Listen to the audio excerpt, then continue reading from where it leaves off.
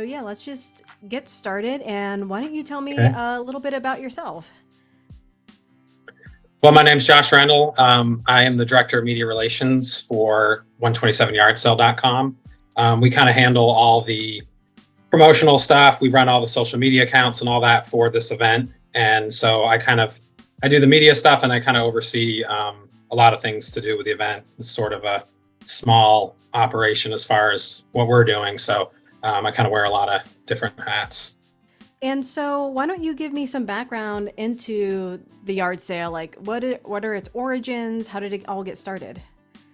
So in 1987, some officials in Jamestown, Tennessee, which is where it all began, were looking for a way to encourage people to kind of get off the major highways, I-40 and I-75 and stuff like that, and come visit the more rural areas, the small towns, and really, really beautiful kind of countryside of Tennessee and places like that. So they came up with this idea of having the 127 yard sale, and so that's when it was born. And this will be the 37th consecutive year that it's been held. Oh, wow. That is incredible. So Mhm. how long is the yard sale now? I know like the moniker is 127, and that's, I'm assuming, the highway that Yeah, it's that's okay. that's the primary route that it's on. Yeah. Okay. So how long does it So span? so it spans, as of now, it's at 690 miles. When it first started in 1987, it was in Tennessee and Kentucky. So from Chattanooga, Tennessee, all the way through the state and all the way through Kentucky, and then it ended in Covington, which you probably know is right on the river there, over the border Mhm. from Ohio. And so I think that was maybe in the 500-mile range or something. I forget exactly what it was back then, but shortly thereafter, they added. Ohio was added, and then later on, from Tennessee south, actually, it goes through Georgia and Alabama, and it follows the Lookout Mountain Parkway in that area, Okay. and then Yeah. the portion in southern Michigan was added as well. So now the total length is 690 miles, which is pretty crazy when you think about it for this Yeah, type of that's event. wild. So, what is the most popular state as far as participation goes? I would say Tennessee probably edges it out just a little bit over Kentucky because those were the first two states. Yep. Because it originated in Tennessee, though, that's gotten a lot of the promotion over the years and stuff like that. But it's definitely expanding. It's growing every year. And so more and more participants in other states. But I mean, anywhere you go, you're going to find a lot of yard sales, a lot of vendors selling all kinds of different things. People who just live on the route or nearby, setting up a Mhm. yard sale just like you would normally have on a Saturday, all that kind of stuff. So, but yeah, I would say Tennessee probably is a close tie with Kentucky, but those two states edge out the other ones a little bit. What's the farthest that people travel to come to the yard sale? Do you know of any stories of how far people have traveled across the United States? So I was in contact a lot with a couple who for years, and I'm not sure if I haven't talked to them lately, so I'm not sure if they're still doing it, but there was a couple from California who would every year would make like a 2-week vacation out of it. And they would travel all the way, they'd drive from California, they'd stop places on the way. And then when they got to Kentucky, I think they always started in Kentucky. They would do some stuff before the event started, and then they travel up and down the route during the event. And then they would drive back to California. But we did some polling, I guess a few years ago, and we asked people where were they coming from. And so that year it was 43 states, Wow. people from 43 different states, and then also from Canada and from outside the continental United States also, like overseas and stuff. We had, like last year, there was a guy from France who came over.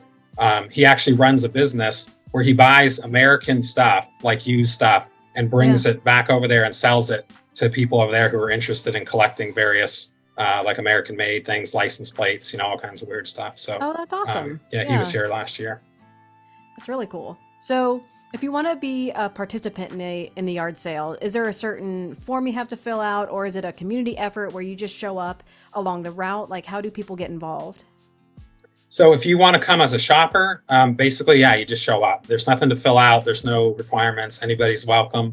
And you'll find all different types of people, all age groups, male, female, everything you can imagine. all different reasons why they come. But if you want to sell at the event, the only thing you have to have is a place to set up. So if you know somebody who has property on the route, or you live on the route, you can obviously set up. There's also what we call rental space providers. So these are people that own, sometimes it's like a agricultural center, or just like a farmer that has a lot of extra land, and he'll rent out, he'll basically lay out 10 by 10, 20 by 20 spots on his property and rent them out. People will set up tents. And so it's very organic. Like, nobody has to talk to us and get permission from us. We just help promote everything. And so it's really a community effort. All the different states, the different, chambers of commerce, tourism departments, and just local people in the various communities all come together to have this event. And, it's been going on for so long now. Everybody knows it's the first Thursday through Sunday of August. And it's, people just know that. So it's really interesting to experience firsthand. Yeah, it's like a cultural phenomenon. Like, everyone knows and they get ready to bring out their stuff. That's fantastic. So yeah, for sure. What's the greatest thing you've ever seen or bought yourself at this yard sale? I'm assuming you've been at least a couple of times. Yeah, I mean, I travel usually up and down the route every year. Nobody can do the whole thing in one year. It's really impossible unless you just drive right by everything. I bet. But we'll usually hit 1 or 2 states a year, to check out what's going on. Unfortunately, I don't usually have a lot of time to shop myself, but I've seen a lot of weird stuff over the years. One thing that always sticks in my mind is I was at this location, I think it was Signal Mountain, Tennessee. And this is one thing that's kind of cool, that's sort of become part of the cultural, I guess you could say the cultural aspect of this event, is people will try to come up with funny signs and different things, like, to draw people to their, where they're selling. And so this person had a coffin set up with the lid propped open with a sign that said "Killer Deals." Oh, wow. And so kind of clever.